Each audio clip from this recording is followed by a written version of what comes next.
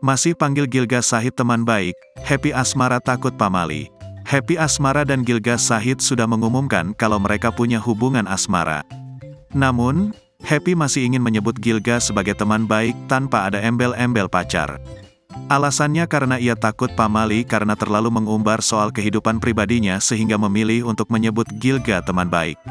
"Iya, kita mah teman saja semuanya, kita baik," kata Happy Asmara di kawasan Tendean, Jakarta Selatan, belum lama ini.